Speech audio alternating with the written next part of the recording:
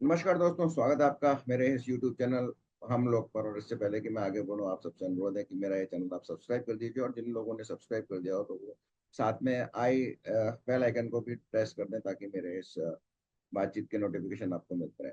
तो आज मैं बात करूंगा एक बार फिर से महाराष्ट्र में हाल ही में वहाँ की सरकार ने, एजुकेशन मिनिस्ट्री ने एक नोटिफिकेशन जारी किया, जिसमें उस पहली से पांचवी तक की कक्षा के लिए तीसरी लैंग्वेज की तरह हिंदी को कंपलसरी कर दिया गया है। तो इसका विरोध अक्रॉस द बोर्ड बीजेपी या महाविकास युति को छोड़ दे तो महाविकास अघाड़ी के सारे सदस्य, जिनमें शिवसेना, उद्धव ठाकरे की कांग्रेस और एनसीपी आदि सभी कर रहे हैं।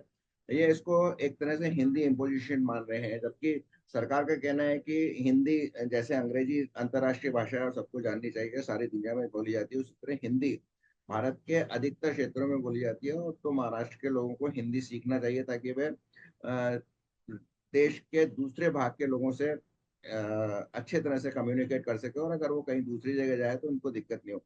अगर देखा जाए तो आज की तारीख में भी अगर कोई महाराष्ट्रियन जनरली हिंदी बोल लेते हैं, तो इस तरह से मुझे नहीं लगता कि इस तरह का कोई दिक्कत आएगी इससे।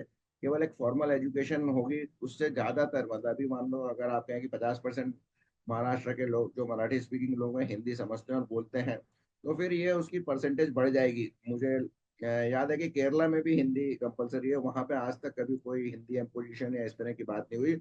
और मेरे जो मलयाली मित्र हैं वो तो कहते हैं कि उनको बड़ा अच्छा लगता था हिंदी पढ़ना। और क्योंकि इसमें एक तो स्कोरिंग आसान आसान थी दूसरी लैंग्वेजेस की वजह से, तो वो लोग तो इसका स्वागत करते थे। तो महाराष्ट्र में इसका स्वागत होना चाहिए, लेकिन इसका स्वागत नहीं हो रहा है। मैं आपको एक सुप्रिया सूले का भी एक स्टेटमेंट दिखाता हूँ, उसने आउटराइट तो इसको रिजेक्ट नहीं किया, लेकिन ये कहीं से कहीं तक वो ये मानती है कि मराठी भाषा का ये अपमान है। और जहां तक अपने आप को मराठी और महाराष्ट्र के सेवक समझते हैं या अपने आप को चैंपियन समझते हैं, जैसे कि केजरीवाल दिल्ली का मालिक समझते थे, शिवसेना के दोनों उद्धव ठाकरे ग्रुप और राज ठाकरे ग्रुप ने इस पर विरोध जताया। राज ठाकरे ने तो स्कूली बच्चों का एक प्रदर्शन निकाला बम्बई में, और उद्धव ठाकरे ने नासिक में एक मीटिंग में इसका विरोध किया। और इसका सबसे जो अ, खराब पक्ष या जो इम्पोर्टेंट पक्ष है जो बीजेपी है महाविकास युति के लिए, वो ये है कि इन दोनों ने आपस में मिलने की बात की है। उद्धव ठाकरे ने कहा है कि हमारे वैसे कोई विचार लड़ाई नहीं थी, और मैं वापस से राज ठाकरे के साथ काम करने के लिए तैयार हूँ। और इसके जवाब में राज ठाकरे ने भी काफी पॉजिटिव रेस्पॉन्स दिया, और उन्होंने कहा कि हमारे में वैसे तो कोई डिफरेंसेस थे ही नहीं, और मैं अपनी ईगो को छोड़कर वापस से उद्धव ठाकरे के साथ, अपने कजन के साथ काम करने के लिए तैयार हूँ। लेकिन इसके लिए वो एक जो बड़बोले लोग होते हैं, इस तरह के पॉलिटिशियंस जिनका बहुत ज्यादा प्रभाव नहीं होता है और अपने बड़बोलेपन के लिए होते हैं, तो वो कहता है कि इसके हम दोनों एक साथ काम करें। ये तो महाराष्ट्र को डिसाइड करना है कि महाराष्ट्र के हित में मैं काम करने को तैयार हूँ, तो महाराष्ट्र को ये बोलना चाहिए कि हम दोनों साथ काम करें। तो आप सोचिए, जो एक लिमिटेड बम्बई की पार्टी है, वो पूरे महाराष्ट्र को अपने आप का नेता बना रहा है, और ये कह रहा है कि महाराष्ट्र उसको कहे कि वो बनाए। वास्तव में देखा जाए तो जो जो शिवसेना के दोनों गुट हैं ये मिल जाएंगे, तो एक जो बीएमसी के चुनाव होने वाले हैं, म्युनिसिपल कॉर्पोरेशन के चुनाव होने वाले में, इसमें जो महायुति को और शिवसेना जो महायुति है विशेषकर बीजेपी को इससे मुश्किलें आ सकती हैं।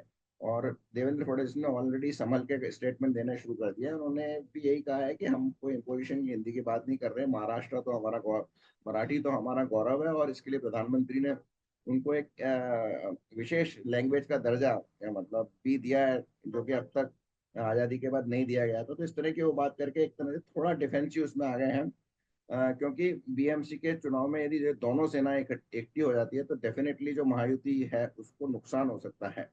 तो ये इसकी टाइमिंग शायद उनकी तरफ से काफी गलत हो गई थी, क्योंकि महाराष्ट्र में ही इन दोनों सेनाओं का असर है। और मराठी मानस का जो बड़ा चंक है, जो इस मराठी मानस अमाची माटी वगैरह जो भी है, अमाची मुंबई है, जो इस तरह के मराठी स्लोगन से इनका जो मुख्य असर है वो बम्बई में ही है, और बम्बई में उनको इसका प्रॉब्लम हो सकता है।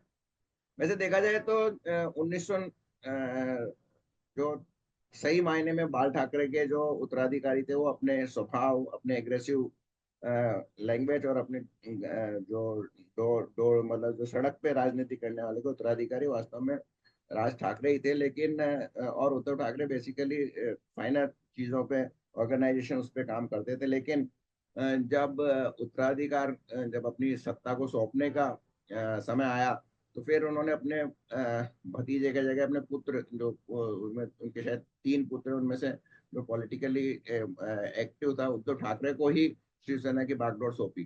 तो वहां से दोनों का सेपरेशन चालू हुआ था, और फिर राज ठाकरे ने अपनी नई महाराष्ट्र शिवसेना बनाई, नव